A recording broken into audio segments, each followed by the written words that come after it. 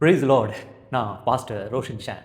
அற்புதங்கள் ஆயிரம் என்ற புது காணொலியில் உங்களை சந்திப்பதில் கர்த்தருக்குள்ள மனமகிழ்ச்சி அடைகிறேன். ஹெச்ஐவி எய்ட்ஸ் இந்த வார்த்தையை கேட்டாலே மனசு நிச்சயமாக பதறும்.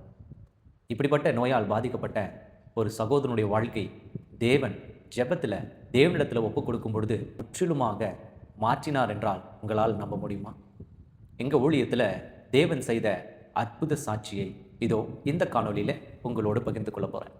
அவர்களுடைய குடும்பம், அவருடைய வீட்டில் இருந்த மனைவி, பிள்ளைகள், தாய் தகப்பன் என்று சொல்லி இந்த காரியத்தை வெளி உலகத்திற்கு சொல்லக்கூட அவமானமாய் நினைத்து கொண்டிருந்த நேரத்தில் தேவன் செய்த ஆச்சரியத்தை குறித்து உங்களுக்கு நான் சாட்சி சொல்ல விரும்புகிறேன். இந்த காணொலியை முழுவதுமாய் பாருங்க.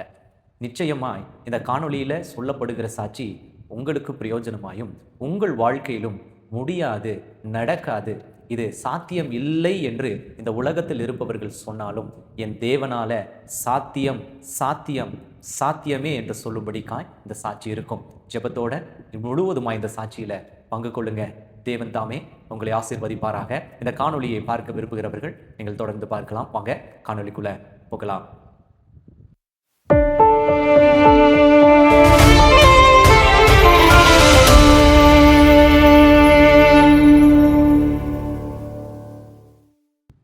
(2024) அற்புத சுகமளிக்கும் உபவாச ஜெபத்துக்கு அநேகர் பங்கு பெற்றிருந்தார்கள்.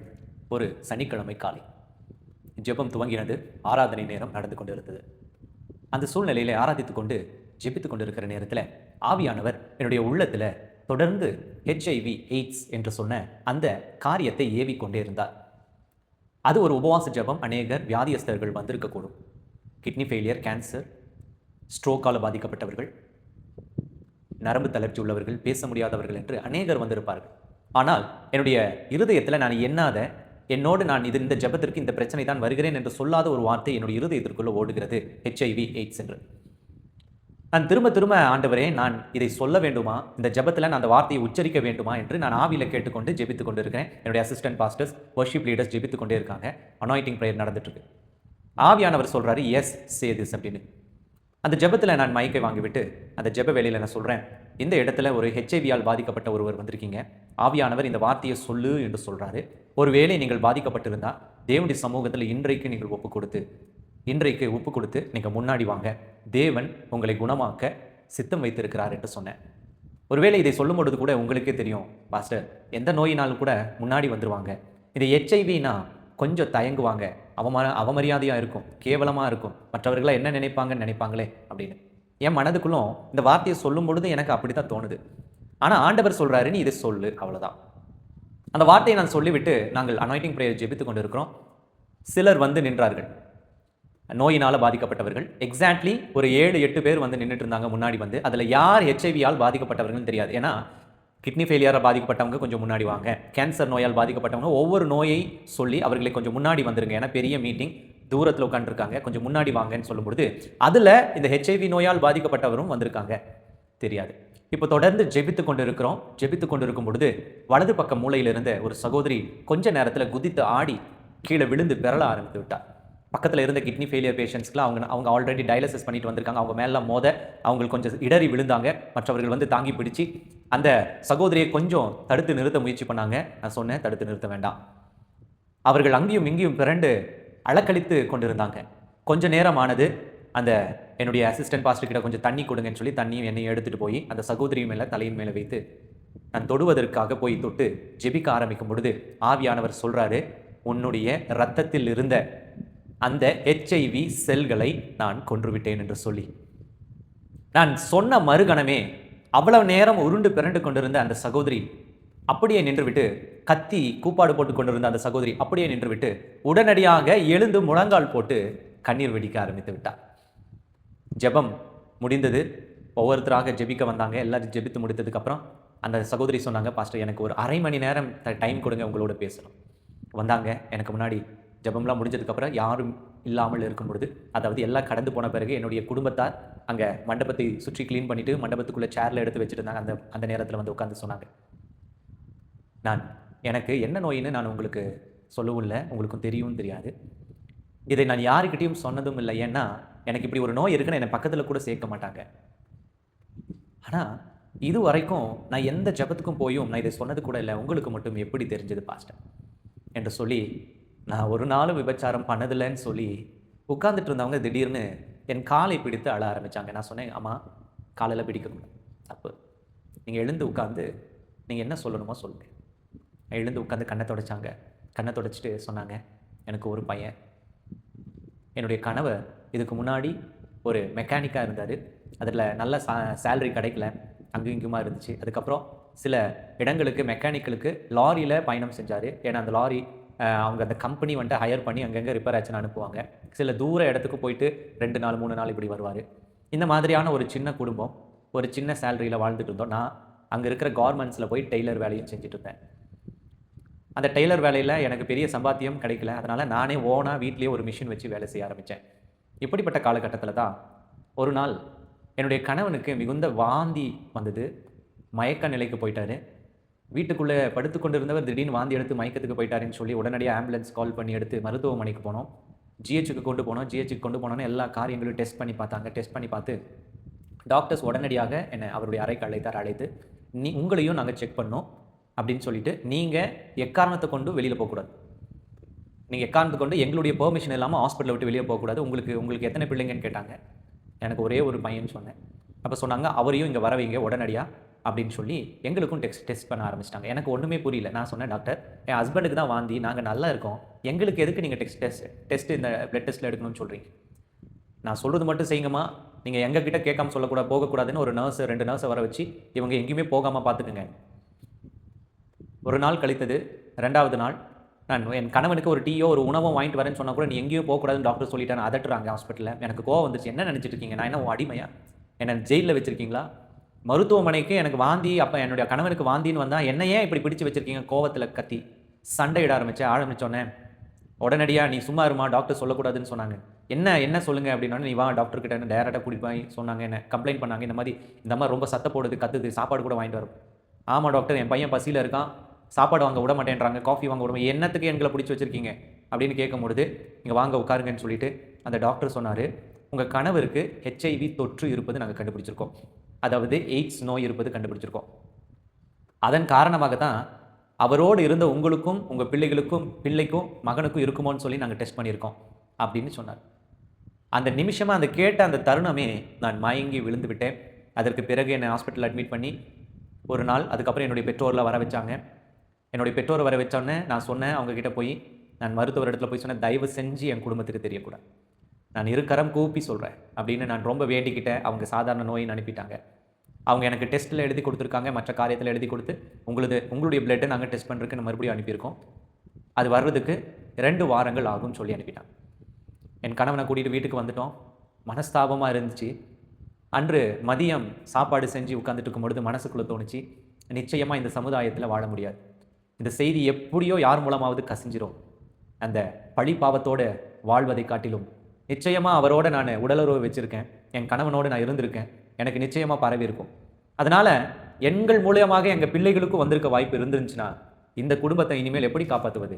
எங்களுக்கு மருத்துவம் பார்க்கக்கூட பணம் இல்லையேன்னு சொல்லி நான் என்ன பண்ணேன்னா, சமைத்து வைத்து விட்டு பக்கத்தில் இருக்கிற ஒரு மருந்து கடைக்கு போய் ஒரு மருந்து பாய்சன் பாட்டிலை வாங்கிட்டு வந்து நான் யாருக்கு தெரியாமல் நான் வைத்திருந்த குழம்பில் கலக்கி வைத்து விட்டேன். மதியம் வந்து உட்கார்ந்தோம். எல்லாருக்கும் என் மகனை அழைச்சேன், என்னுடைய கணவனை அழைச்சேன். அந்த உணவளிக்கும் பொழுது என் கண்ணிலிருந்து தாரையாக கண்ணீர். கடைசியாக இவர்களை பார்க்க போகிறோமா என்று சொல்லி கண்ணீர்.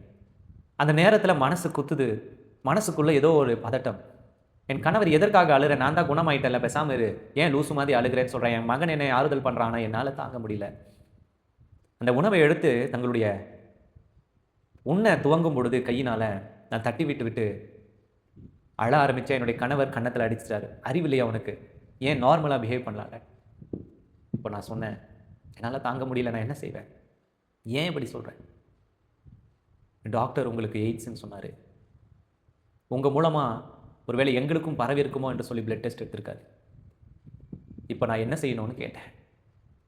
என் கணவருடைய கையில் இருந்த உணவை அப்படியே கீழே போட்டேன். அட ஆரம்பித்தார். எனக்கா என்று சொல்லி அழுதார். சில மணி நேரத்தில் நான் வெளியில் போயிட்டு வரேன் என்று சொல்லி போன கணவர் 2 மணி நேரம் கழித்து எங்கள் வீட்டுக்கு பிணமாக வந்தார். ஒரு போலீஸ் வந்து என்கிட்ட சொன்னாங்க, இந்த மாதிரி இடத்துல இப்படி ஆயிருக்கு, பாக்கெட்டில் பர்ஸில் உங்கள் படம் இருக்குது என்று சொல்லி நீங்கள் வாங்கன்னு சொல்லி கூட்டிகிட்டு போனாங்க. பார்த்தேன் என்னுடைய கணவர் அவர் மருந்து குடித்து, ட்ரிங்க்ஸில் ஆல்கஹாலில் மருந்து குடித்து இறந்து போயிட்டார். இதெல்லாம் முடிந்தது. இப்போது முடிந்து எங்களுக்கு ரிசல்ட் வந்துச்சு 2 வாரம் கழிச்சு. அந்த ரிசல்ட் வாக்க நிச்சயமாக வரணும்னு சொன்னாங்க. போனோம். போகும்பொழுது என் பிள்ளைக்கு கேன்சர் நோய் கிடையாது, எய்ட்ஸ் நோய் கிடையாது, ஆனால் எனக்கு அதற்கான அறிகுறிகள் தென்படுகிறது என்று சொன்னாங்க. நான் மனதை விட்டுட்டேன். நான் மனதை இழந்து போயிட்டேன். என் கணவனை நான் இழந்து போனேன். இப்பொழுது எந்த பாவமும் அறியாமல் என் வாழ்க்கை இப்படி பாதிக்கப்பட்டிருக்கு என்று சொல்லி, எனக்கு இப்படி ஒரு நோய் இருக்குன்னு தெரிஞ்சிச்சுன்னா என் மகனை இந்த சமுதாயம் புறந்தள்ளும், என் மகனை ஏற்றுக்கொள்ளார். அழுகையோடு நான் ஒரு நாள் யூடியூப் பார்த்து கொண்டு இருக்கும் பொழுது உங்களுடைய செய்தியை கேட்டேன். எப்படியாவது இந்த ஜெபத்துக்கு வரணும் என்று சொல்லி வந்தேன்னு சொன்னாங்க. அப்போது ஜெபித்து சொல்லிய அந்த காரியத்தை குறித்து சொல்லி, நீங்கள் இந்த ஜெபத்தில் இப்படி சொன்னீங்க, பாஸ்டர் நான் விசுவாசிக்கிறேன், எனக்கு இந்த எய்ட்ஸ் நோய் குணமாக இருக்குமா, குணமாக இருக்கும்னு சொல்லுங்கள் பாஸ்டர். அப்போது அந்த அம்மாவுக்கு சொன்னேன், நான் சொல்லலை, ஆவியானவர் சொன்னார் உன்னுடைய எய்ட்ஸ் செல்கள் குணமடைந்ததுன்னு. நீங்கள் ஒன்று பண்ணுங்கள், போய் பிளட் டெஸ்ட் எடுத்து ரிப்போர்ட்டை எனக்கு கொண்டு வந்து சாட்சி சொல்லணும். கடந்து போயிட்டாங்க. நான் எதிர்பார்த்தேன் அடுத்த மாதம் வருவாங்கன்னு. ஏன்னா அவங்க நம்மளுடைய சபை இல்லை, இது ஒரு சுவிசேஷ கூட்டம், இது ஒரு தீர்க்க தரிசன கூட்டம் என்பதனால யூடியூப் பார்த்துட்டு நிறைய பேர் வருவாங்க. அவங்க நம்பர்லாம் நமக்கு தெரியாது. நான் அடுத்த மாதம் எதிர்பார்த்த வரல, அதுக்கு அடுத்த மாதம் வரல. 3 மாதம் கழித்து வந்தாங்க. 3 மாதம் கழித்து வரும்பொழுது நான் இப்பொழுது ஒரு எக்ஸாம் எழுதி அதை ரிசல்ட்டுக்காக காத்துக்கொண்டு இருக்கிற ஒரு ஸ்டூடெண்ட்டை போல் நான் காத்துக்கொண்டு இருக்கேன். அந்த அம்மா யாருன்னு அடையாளம் கண்டுபிடிச்சிட்டு மற்றவங்களுக்கு யாருக்கும் தெரியும். சாட்சி நேரம் வருது. அந்த 2வது சனிக்கிழமை அற்புத சுகம் அளிக்கும் உபவாச ஜெபத்தில் நான் இப்போ எதிர்பார்த்துட்டு இருக்கேன், அந்த அம்மா வந்து எனக்கு இந்த நோய் இல்லைன்னு சொல்லுவாங்க அப்படின்னு சொல்லி எதிர்பார்த்து உட்காந்துட்ருக்கேன். அதே போல் அந்த சகோதரி வந்தாங்க. மைக்கை பிடிச்சி அவங்க சொன்னாங்க, சில மாதங்களுக்கு முன்பதாக இந்த நான் ஜெபத்துக்கு வந்திருந்தேன். சில நாட்களுக்கு முன்பதாக தான் என் கணவனை இழந்து போய் துக்கத்தில் இருந்தேன். எனக்கு ஒரு நோய் இருந்தது ரத்தத்தில். இங்கே ஜெபத்துக்கு வந்திருந்தேன். பாஸ்டர் சொன்னார், அந்த ரத்தத்தில் இருந்த அந்த செல்களை நான் அழித்து விட்டேன். ஆண்டவர் சொல்கிறாரு நீ குணமானாயின்னு. அதுக்கப்புறம் அவர்கிட்ட ஜெபம் பண்ணிட்டு போனேன். போய் நான் டெஸ்ட் எடுத்தேன். எனக்கு ஹெச்ஐவி நெகட்டிவ் என்று வந்தது அப்படின்னு சொல்லுவாங்கன்னு நான் இப்போது பின்னாடியிலேருந்து பார்த்துட்டே இருக்கேன். நான் பின்னாடி சேரில் உட்காந்து அந்த சகோதரி சொன்னாங்க,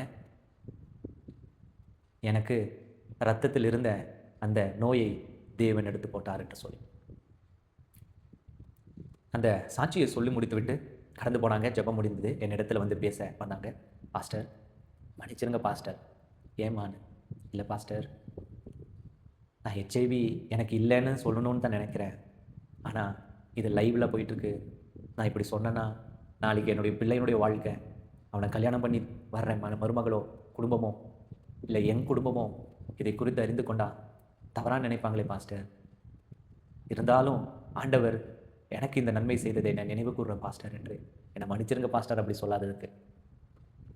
நான் உங்ககிட்ட சொன்னது, அம்மா உங்களை மாதிரி நானும் ஒரு மனுஷன்தான். என்னால் நியாயம் தீர்க்க முடியாது.